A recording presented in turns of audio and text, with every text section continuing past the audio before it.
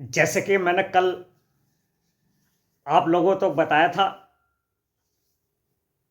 कि जो लखनऊ बेंच हो या इलाहाबाद रीट याचिका में शामिल है, पुनर्विचार याचिका में, वो अपनी सूची इलाहाबाद कोर्ट से प्रमाणित सेटिस्फाई पर ही अपना नाम देखें। इस संबंध में जब तमाम टीचर्स ने पैरोकार को फोन किए तो वो सूची दिखाने में या बताने में असमर्थ रहे, बल्कि बहुत से टीचर का तो उन्होंने फोन कट कर दिया गया।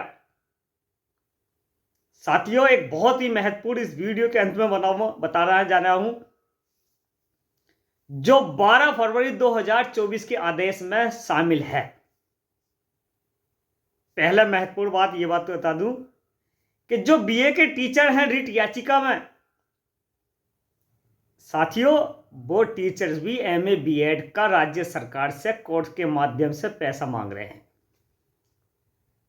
ऐसे टीचर हैं इस रिट याचिका में जिन्हें यह नहीं मालूम है हमारा नाम है या नहीं है।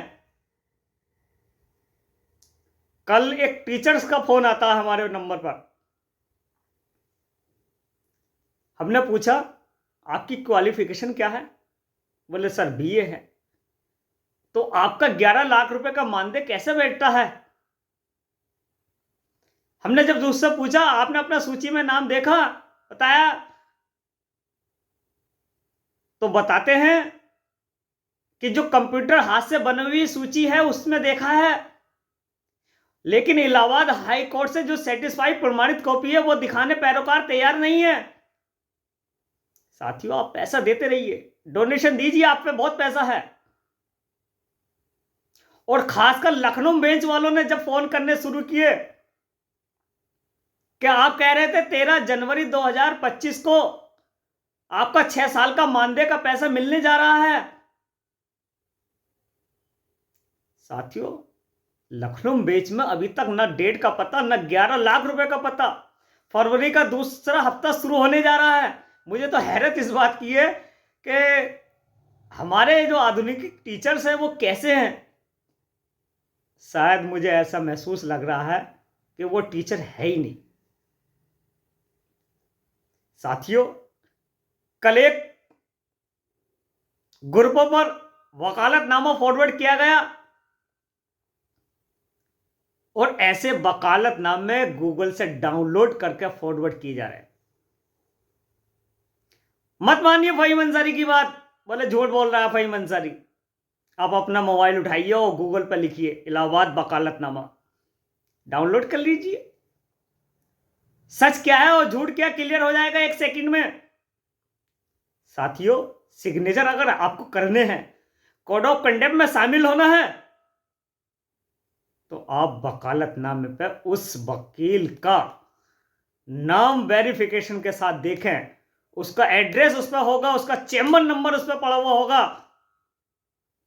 ऐसे गूगल से डाउनलोड किए हुए वकालतनामे तमाम इधर उधर मिलते दिखाई देंगे। साथियों, पता नहीं हमारे टीचर्स को हो क्या गया है। मैं तो सोचता था कि एमए बीएड क्वालिफाइड टीचर हैं, बहुत बुद्धि तेज है, एक्साइटेड नहीं होंगे, टैलेंटेड है, लेकिन उन्हें यही नहीं पता कि इलाहाबाद याचिका पुनर्विचार याचिका जिस पर मुकदमा विचाराधीन है उस सूची में हमारा नाम है नहीं है प्रमाणित कॉपी में। साथियों, आपने पैसा किसे दिया है? आप क्यों नहीं करते संपर्क? केवल सोशल मीडिया पर, गूगल पर डाउनलोड में ही काम भरोसा न बैठे। और साथियों, मुझे बड़ी खुशी हो रही है आज बताते हुए आपको कि कल तक जो लोग हमें यूट्यूबर बताते थे, आज वो खुद यूट्यूबर बन बैठे। साथियों, ये वक्त की पुकार है। हमारी ये कोशिश थी कि न्यायालय से मुकदमा डिस्पोज हो जाए, निस्तारण अति शीघ्र हो जाए, ताकि राज्य सरकार स्वतंत्र हो जाए और योजना के चलाए जाने की मांग हम तेजी से कर दें। लेकिन इस काम को हम सफल करने में असफल हो जाते हैं। हमारे बहुत से साथी इसमें लगे हुए हैं, संगठन के लोग लगे हुए हैं कि योजना का स्थायी संचालन राज्य सरकार से किया जाए, लेकिन वो हार जाते हैं लास्ट में आकर। मजबूरी साफ है।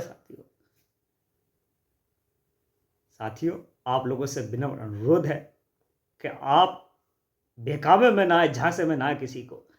न 10 न 11 लाख, न लखनऊ मैच में डेट का पता। और जो लोग ये दावा कर रहे हैं कि 31 मार्च 2025 से पहले पहले 11 लाख मिल जाएंगे, मैं चैलेंज कर रहा था मैंने कल भी, और आज फिर कह रहा हूं चैलेंज के साथ, उस मैसेज को सेव कर लेना, 11 रुपए भी नहीं मिल पाएंगे साथियों। उसकी वजह आप मैं बता देता हूं। आखिर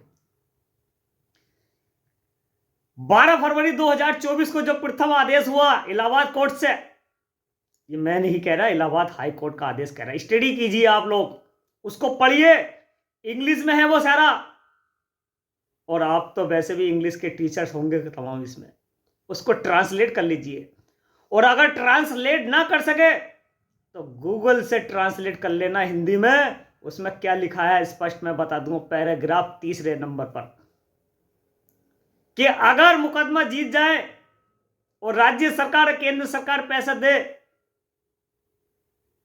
तो मदरसा टीचर्स में कार्य कर उस टीचर का भौतिक बिल्डिंग का सत्यापन, उस टीचर का रिकॉर्ड का सत्यापन,